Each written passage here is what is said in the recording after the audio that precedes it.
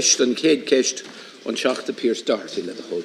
Ceann Comhairle agus is it tarú policy in the Gael na yearchem tíhiachta and level is urge aspajídine hafad agus price na tíhiachta agus kísna is urge biogan rio and level unirakti is isle le quigabdien agus service slinte in yearchem agus kaima regur sin tarú policy in the Gael agus ní inis an tam dan trihu tisha on altehan ní inis an tam le lianu in jere le policy chipihe an realtas tashanam don erhout tashanam da altehan.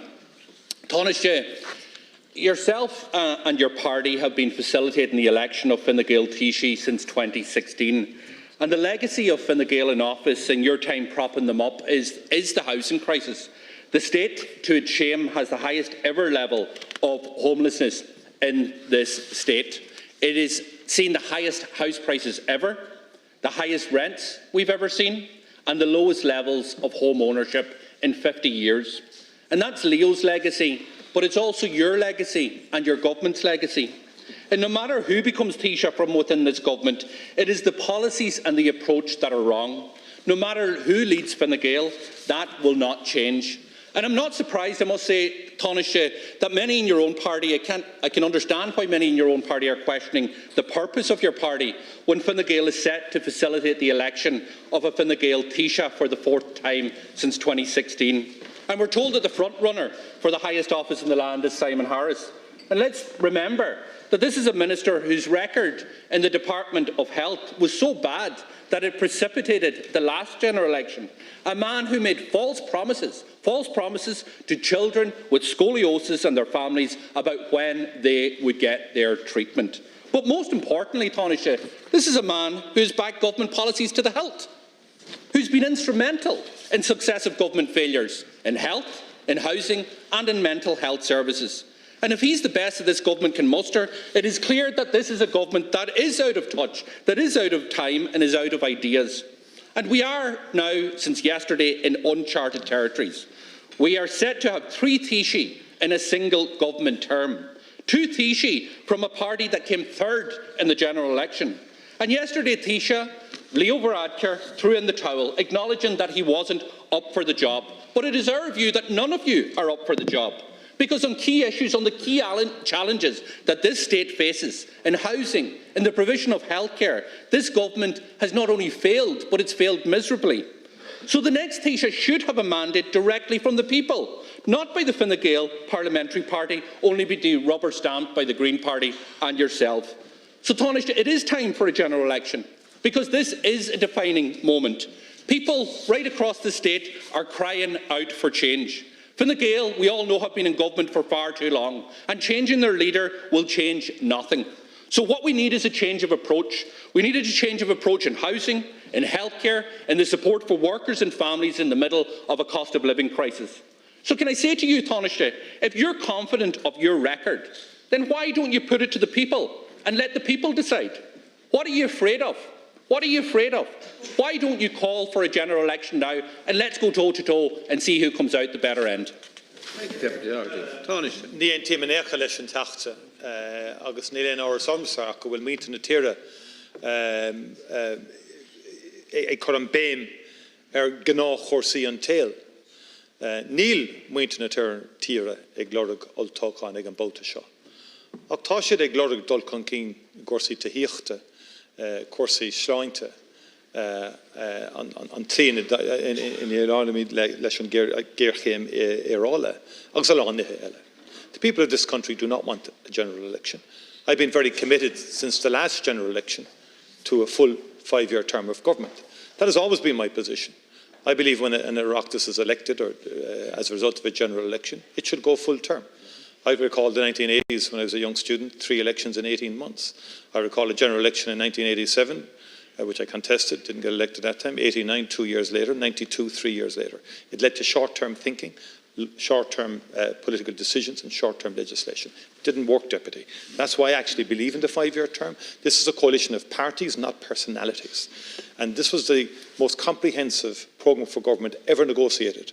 And it's the programme for government, the policy, the substance that matters. You don't have that. You have not a single policy that anyone could credibly critique because you don't have one. And you have no substance behind any of your initiatives. But I could point to you, you talk about housing. First of all, there's a record 2.7 million people at work in this economy. 90,000 jobs over the last year were added. 550,000 jobs since this government took office. Unemployment at 4.2%. Inflation down already by nearly 2/3. The Future Ireland Fund, which is a very significant piece of legislation, was passed through Cabinet yesterday. We have work to do, Deputy. We have to get that Future Fund bill passed in this House, along with the Infrastructure and Climate Fund bill, which is part of it. We have to also get the planning bill completed in this House. This is the bread and butter stuff that matters to people out there in the economy and society. They don't want politicians endlessly speculating about elections. You've been calling for a general election since this Oireachtas started. You want an election every year. I'm more focused on the bread and butter issues that matter to people. And that involves, and you talk about housing. 33,000 new homes were built last year. The momentum has changed in relation to house building. And it's our objective to keep that momentum going. And today, in terms of housing, there will be figures published by the Department of Housing that will show about over 3,600 new commencements in February alone. That's 85% above the same time last year, when 1,997, about 2,000 were commenced. That's progress, Deputy. We need to do more than that, and we will. But what you've seen in the last 2 years is very significant progress on house building. You will not acknowledge it because you're in the opposition. You can't acknowledge any progress from the government on anything. And I think that has to, that is very significant. And it's our job now. And we have other measures to take in the next month or two in relation to housing to keep the momentum going on housing. People in the construction industry, they need certainty, they need continuity, and they need stability in relation to fundamental issues of policy in relation to housing, and we are going to provide that. On healthcare, you mentioned health. 60% of the population are now entitled to free GP care. Inpatient hospital charges are abolished. Free contraception for women. Lower costs of medicine. Annual spending is up 51% since this government came up 8 billion. 8,000 more nurses and midwives, 4,000 more health and social care professionals.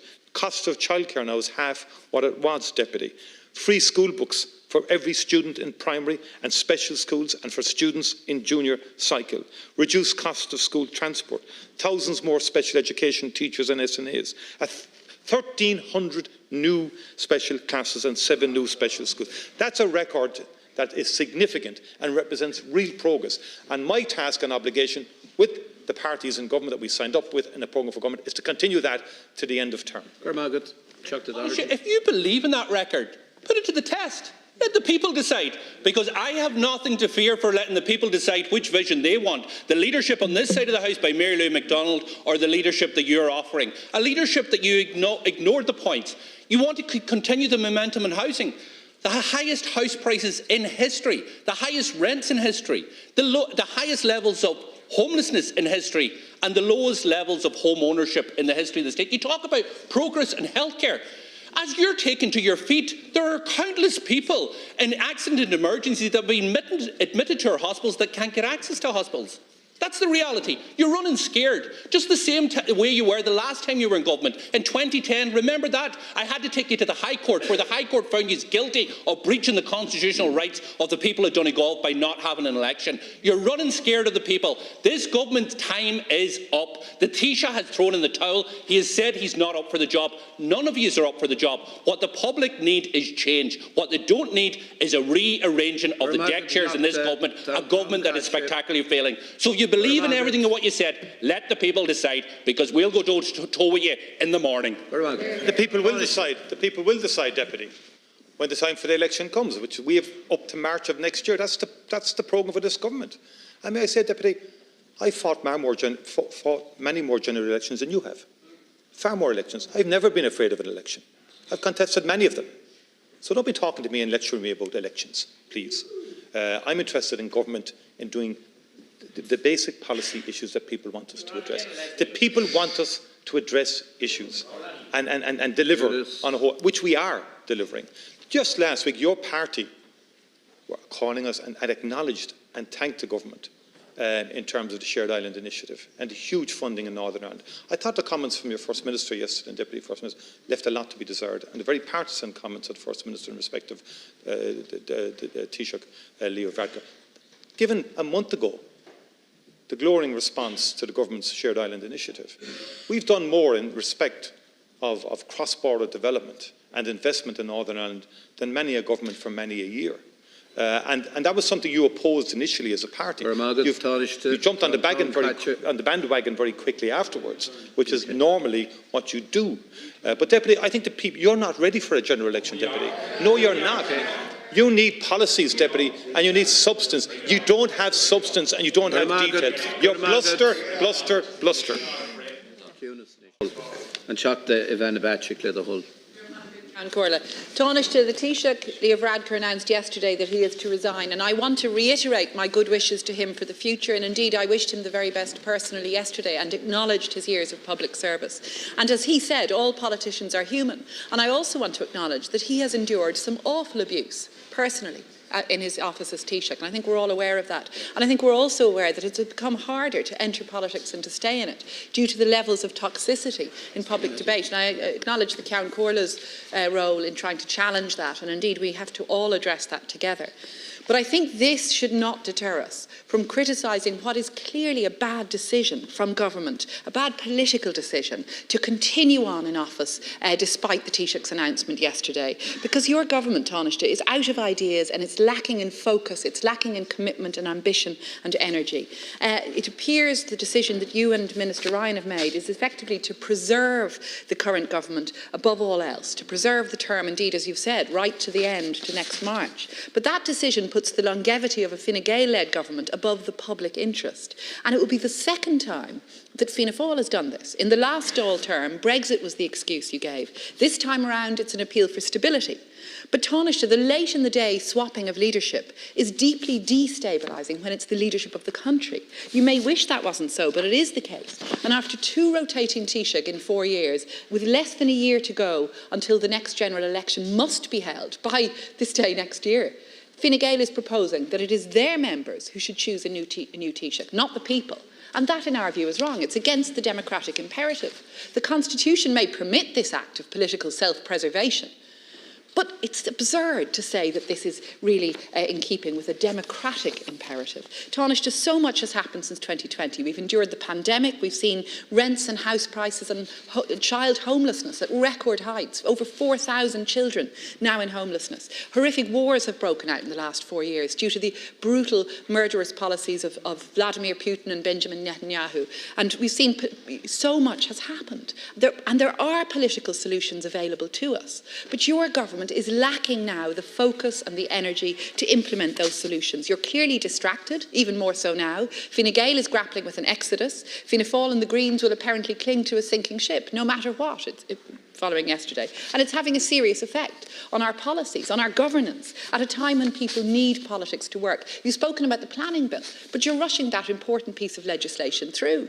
You're delaying important decisions. Well, that's patently the case. That's patently the case. And you're rushing, you're failing to make and delaying on important decisions like the introduction of state-owned accommodation for refugees, and you're putting stays on opposition legislation to avoid having to deal with them, stays that will last just beyond the term of the government. Only this month alone, you allowed a Labour motion to pass on housing without saying anything about implementing it. So, Taoiseach, if you're setting your face against a general election, what are you going to do then to change your policies, to change the focus of your government over the next year, which is all that's left? Or are you just going to allow a temporary Taoiseach to stand in and let this political stagnation continue? First of all, I appreciate your kind comments in respect of the outgoing Taoiseach and the comments that you've made in terms of abuse in politics and toxicity in terms of public discourse in relation to politics. I would agree 100% with you in relation to that, and I think we all collectively have to address that issue, because I think the most fundamental thing that we all should agree in this House is the freedom of expression, freedom of association and freedom of mobility around our streets. Even yesterday in the environments in Leinster House, there were people trying to encroach upon and disrupt public service broadcasting as a major news event was being in the House in neighbouring jurisdictions. These are serious issues for us in terms of the freedom of debate. But again, Deputy, and I don't want to be overly, but you mentioned sinking ships. Like, you should be careful about referencing sinking ships in terms of politics, and your own party will want to rise a bit more, I think, before you be lecturing others about sinking ships. I really mean that. I mean, yeah. So in any event, could I say to you that the planning, first of all, the planning bill I think should be completed. Huge work has gone into it in terms of its preparation. It's gone through pre-leg and so on like that. That is a very important piece of work. I see a judicial review recently somewhere in respect of a bus stop in terms of bus connects. Like, we need to streamline things. We need to make sure we have a planning system fit for purpose, because we have enormous projects to deliver on offshore wind energy, in terms of housing, in terms of infrastructure more generally. In terms of housing, the first-time buyer situation has improved significantly under this government. The future fund bill is very, very important. Why?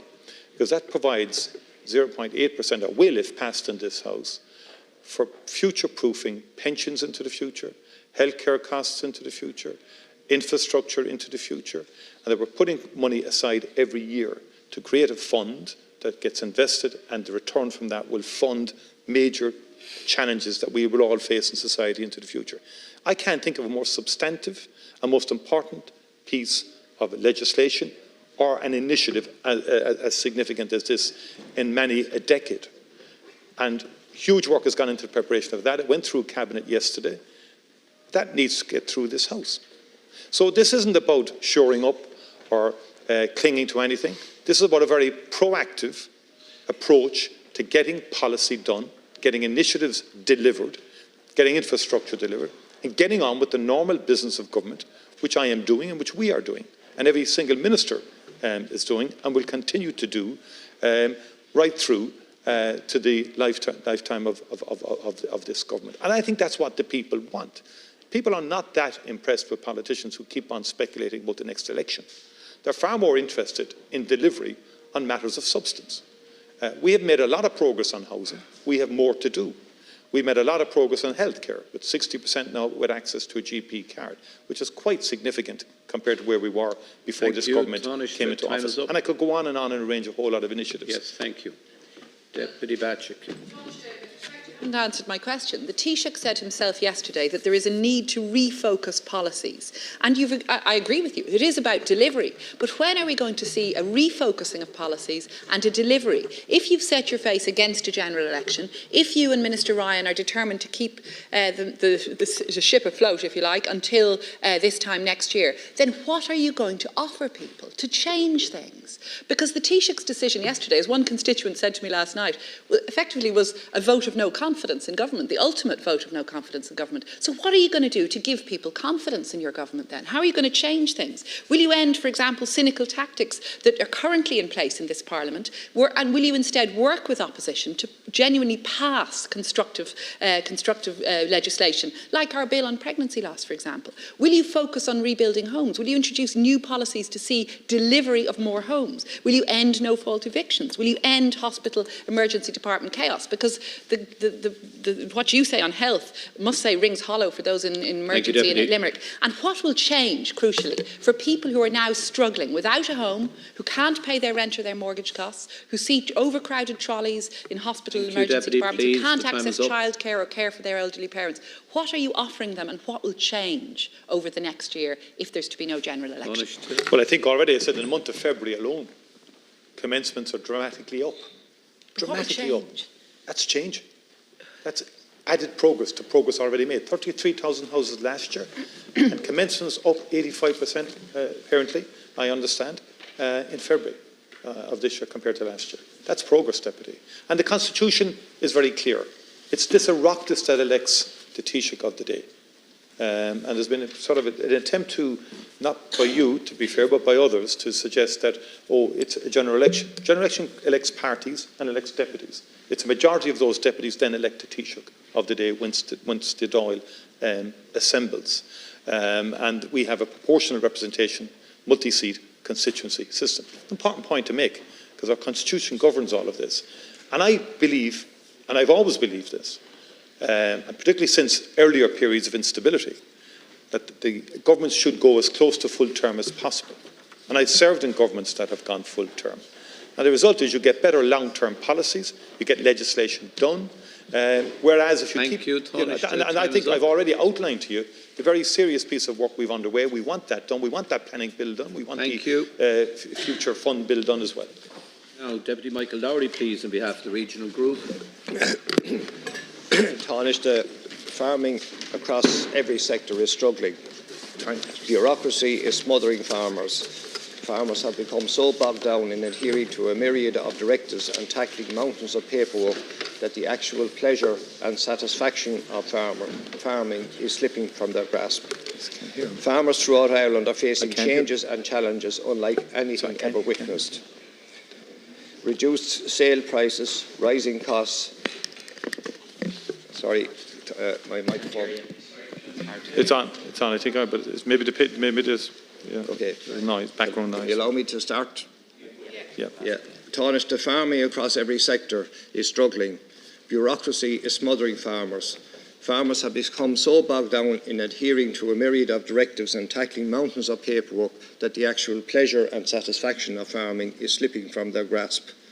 Farmers throughout Ireland are facing changes and challenges unlike anything ever witnessed. Reduced sale prices, rising costs, heavy regulation, serious debt, climate change demands and cheap imports are threatening the livelihood of farmers in my constituency of Tipperary, North Kilkenny. Farmers are not against change and advancement. They are pro-progress and pro-improvement. However, the imposition of ever-changing rules, regulations, restrictions, inspection regimes and red tape is grinding down farmers. Farmers, young and old, are questioning viability and survival prospects. Our oldest and largest indigenous sector is in danger of being squeezed out of existence. I've been meeting and talking with farmers for many years. I've never before witnessed such exasperation and vexation. The imposition of negative measures is leading to frustration, aggravation and in many cases despair.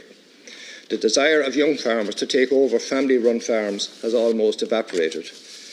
Looming in the backs of the minds of our future farmers is the Mercosur deal, which remains a massive threat to the beef sector. The transformation of CAP away from supporting food production towards actually reducing farm output. Also a matter of grave concern is the reductions to the nitrates derogation imposed by the European Commission with absolutely no flexibility offered, and the Commission's threat to remove the derogation entirely in 2026. Again, Taoisigh, the economic viability of the Irish tillage sector is in an extremely precarious position. The level of rainfall has made it impossible to move livestock out into fields. Planting and sowing of tillage crops is way behind, and bills are mounting as farmers struggle to keep on top of their work. I support the IFA's call for a tillage expansion and sustainability scheme to be urgently introduced to financially support farmers. Taoisigh, the issues of VAT rebates remain a big issue for farmers who have carried out essential works on their farms. Issues have arisen with the Revenue Commissioner's interpretation where some investment items which farmers had previously received refunds on are no longer eligible. This is unfair and counterproductive. Finally, Taoisigh, the struggle to remain in farming is growing more challenging. Worry and stress replace incentive and planning. Strategies for growth have changed to prayers for survival. And I'm asking you, Taoisigh, what is the government's response to farmers at this critical juncture? Thank you, Deputy Lowry. Taoisigh. Well, first of all, I thank you, Deputy, for raising this important issue, and I would say there's a variety of issues that you've raised. But first of all, in terms of regulation and so forth, the Department of Agriculture makes every effort to keep the various schemes and the implementation of schemes as simple as possible. The Department engages closely with farmers on all scheme delivery issues. There's a Farmers' Charter there, the Department's Farmers' Charter, which provides for regular engagement. There are former stakeholder engagement structures, ongoing bilateral contacts. The Department also provides a range of practical supports to assist farmers, such as farmer information meetings, ongoing direct support through its network of offices, and extensive training for farmers and advisors. And the introduction of a new range of schemes has involved extensive work from an administrative perspective, including the building of new IT systems, and work continues in resolving many outstanding issues in respect of that. I think overall the Minister negotiated a comprehensive Common Agricultural Policy Agreement at European Union level, which has resulted in very significant support for farming in this country. And the government is supportive of farming and supportive of agriculture. The food production system in this country is vital. And one of the big challenges we have is reconciling the absolute need and imperative of food security with climate security also. And I acknowledge that on the tillage front, and we've all witnessed the very significant rain we've had in the last number of months. The water tables are very high, and the tillage sector had a difficult year last year, tillage farmers. And that's why the government provided more direct support for tillage farmers than any other in the history of the state. Minister McConalogue has established a tillage stakeholder group to examine the issues. He's awaiting its final report. Direct supports for protein aid have been more than doubled from 3 million to 7 million under the CAP strategic plan, and that was topped up by a further 3 million to bring the total last year to 10 million. And we'll continue to work with the tillage sector. On the nitrates, we acknowledge I've met with many farmers in respect of the nitrates derogation and what has happened. I think it's essential that the industry works with government to seek and to make sure we get a renewal of the derogation in 2026. And it has to be a collective national effort to make sure we achieve that target. And the Water Quality Group has been established, involving stakeholders in delivering on our dual objectives of delivering improvements in water quality and securing a derogation from 26 onwards. Ministers McConalogue and O'Brien recently launched a 60 million scheme to support farmers to improve water quality. On the Mercosur agreement, we've consistently at European Union level raised our concerns in terms of the impact of any EU-Mercosur deal on the agricultural sector, and particularly in terms of the beef market, as well as the environmental provisions within that agreement. And Minister McConalogue has been very clear, and I quote, that there needs to be equivalence of standards, and there needs to be expectations on countries who are importing into the EU, as we expect of our own farmers and food producers. And that's been a clear line we've taken in relation to Mercosur. We've insisted an additional instrument is comprehensive in its scope, currently being negotiated by the EU, includes binding commitments on climate change, biodiversity, combating deforestation, labour rights and so forth. I'll come back later maybe on some of these. Lowry. Another issue is the shambolic management of Ireland's forestry policy, which has led to farmers losing complete confidence in the forestry sector.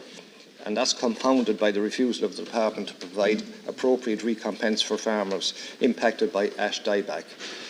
The total amount of land planted for forestry in 2023 was 1,650 hectares. That corresponds with the lowest in the history of the state.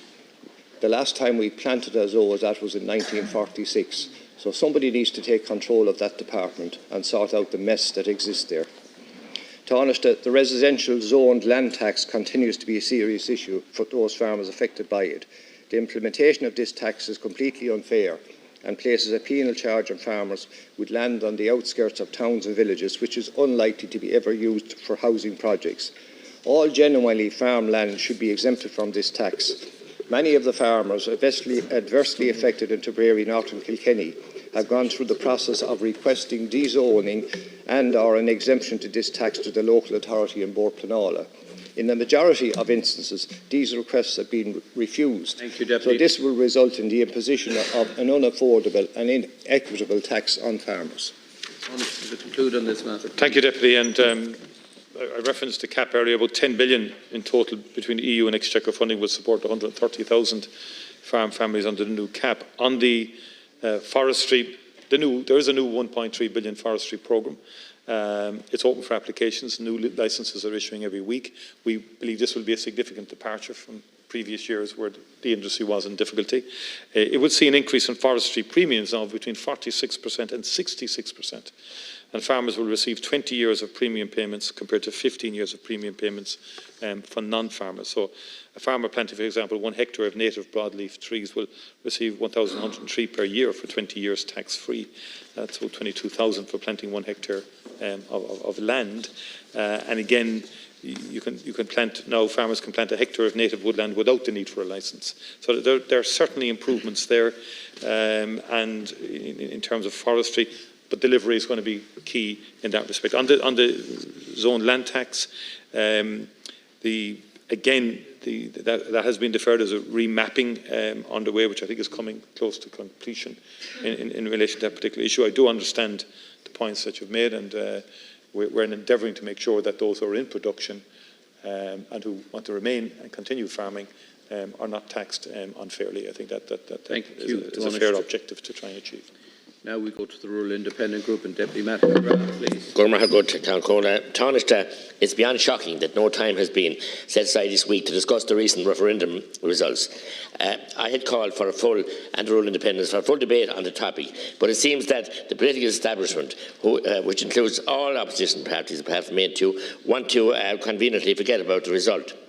The reality is that the referendum results marked the largest no vote in referendum history, with figures of 73% in the care referendum and 67% in the family referendum. The government parties and all the legions of supporting NGOs could only convince an average of 13% of the elected eligible voters to vote yes, dropping to 7% in Donegal, with all your parties together. These figures underscore the detachment of Ireland's political establishment from the political realities faced by ordinary people, a glaring political disconnect, and that is a colossal issue. And people saw that and see that. The hypocrisy of those who have advocated for a yes vote but are now distancing themselves from it is pointed out, with Senator Lisa Chambers in your own party astonishing.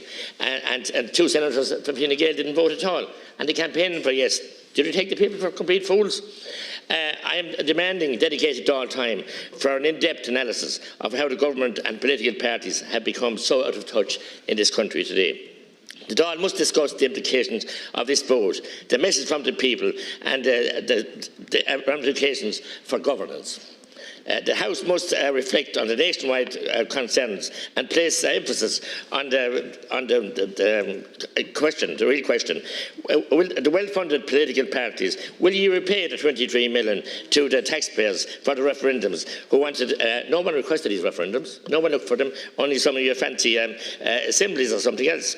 Serious questions have been raised as for why ministers and government spokespersons constantly misled the Dáil here, including Minister Martin, they're sitting beside you. Spokespersons misled the Dáil and the Irish people. But the Dáil. Just facts. She did. It's not in order. It's facts, sir. It's well known. Attorney General and others, he held the information that the advice they had given. These questions must be discussed. For example, shocking files revealed under Department of Finance under FOI suggest that the care amendment wording was deliberately chosen by the government to avoid a concrete and mandatory obligation on the state. Just imagine that you do that to the most vulnerable people, that you would treat them like this, people out of carers and the excellent work they do, that you try to undermine them and sabotage them by putting such a wording in, and then forcing them to canvass for a yes vote, which made them seem ridiculous, the Carers Association. Even now, after the referendum is over, you're avoiding accountability in this House by avoiding the opportunity for debate. You can be sure of, if the result went the other way, you'd be dancing around Dublin Castle, and you hadn't the manners or respect any of your political leaders to stay in Dublin Castle for the final, or any other count centre either, for the final result. Thank you, You've got a lashing from the people. Time is up. The Taoiseach has taken his accountability. He's ran to the hills. I'd appreciate if you ran after him. I mean, no doubt about that, Deputy. But could I say, Deputy, that you've called for a Dáil debate. The people are superior on constitutional matters to the Dáil and to the Seanad. That's the great thing about De Valera's Constitution of 1937. He gave the power of amendment to the people. In some other jurisdiction, he did that in an era of fascism. And many people never want to give credit to the 37 Constitution. When the rest of Europe was going fascist, a genuinely Republican Constitution was enacted, and the power of amendment rests with the people, plus, of course, judicial interpretation, which means it's a live document. And the judiciary have interpreted the Constitution over decades afterwards. And the people have decided. I'm comfortable with the fact that the people have decided, Deputy. I respect that.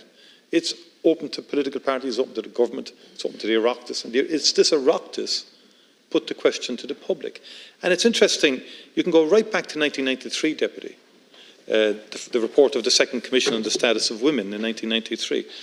Then there was the Constitutional Review Group report of 1996, the All-Party Oireachtas Committee on the Constitution 10th Progress Report of 2006, the second report of the Constitutional Convention of 2013, the Department of Justice Equality Task Force of 2016, the Oireachtas Justice Committee report of 2018, the report of the Citizens' Assembly on Gender Equality of 2021, the Oireachtas Joint Committee on Gender Equality of 2022. All of those going right back to 1993 with successive members of the Oireachtas across all parties agreed on deleting those articles out of the Constitution, or at least proposing the deletion of those articles out of the Constitution. This was the first government that put the question. People may argue about the precise formula that was used to put the question to the people, but we're acting on a succession of reports that had broad consensus. Now it seems the public have taken a decision, not as perhaps exercised about those specific articles as people in successive Oireachtas might have thought. I accept that, accept the decision of the people. And in respect, I think it's not fair for you to suggest that people were misled in this House, or that indeed ministers misled. By the way, the legal advice is extensive, covers far more than the one letter that has been that was published on the eve of the election, and it's extensive. But without question, all amendments to the Constitution will always be subject to judicial interpretation. I mean, that's obvious, and that was said during the course of the debate. And then the issue of allocation and prioritisation, what you've referenced there, it's the Oireachtas should allocate resources, not the courts, ideally, in our constitutional framework. It's the Oireachtas should allocate and prioritise resources, whether education, to health, or to wherever in the public expenditure realm. It's always been the way. Thank you. Deputy McGrath. Taoiseach, you actually look, you know the people have spoken, of course we know that, and you won't have a debate on it here. How we can be so out of touch, so detached, and every party in this House, you're talking about durable, and you're here today then phoning opposition on different issues, letting not to be different. You're on the one on everything. We can't have a debate here on immigration. You're all the same. Anybody who speaks another narrative is put down. So look, you got your answer from the people. They're wiser and what you thought. You deliberately misled them. You wouldn't give the information, the Attorney General's advice. You'd publish it after the event. Just imagine trying to put that to the people, that you keep this advice secret. The advice has come out. You deliberately got a wording for the carers that would damage the carers, that wouldn't give a commitment, any kind of commitment. You strive to look after them. You deliberately put that word in to insist that you ensure that you wouldn't give them funding, that you wouldn't have responsibility. The Taoiseach made other damning remarks about the carers and who should be caring and whatever else. You deliberately put that wording in. So you talk about respecting the Constitution, respecting the Oireachtas, and respecting the people. You're not respecting the people, and the people have lost absolute respect for you. And the sooner you realise that and try and get back in touch and call an election the very better, because you've lost your way and you're confused. But the deliberate misleading and deception is disgraceful and not acceptable. Deputy, the wording would not have damaged carers, and I'm not going to argue or re-debate to debate, but I would contest that very strongly, that your assertion. Government continues to spend on special needs, on carers, on disability more general. Thousands of special education teachers have been appointed since this government came in and continue to be appointed, and special needs assistants. I mean, about 25% now of the education budget is allocated to special needs education. It's the highest ever, even in percentage terms, of the overall education budget. 1,300 new special classes and 7 new special schools, for example. And there has been a range, in terms of health and so on, there have been a range of measures taken. But ultimately it's the Oireachtas, and through budgets every year, that resources get allocated. There is a danger if you allow it exclusively to the courts. You don't get a targeted, focused or strategic approach to dealing with the issues of society. That's why people elect parliamentarians.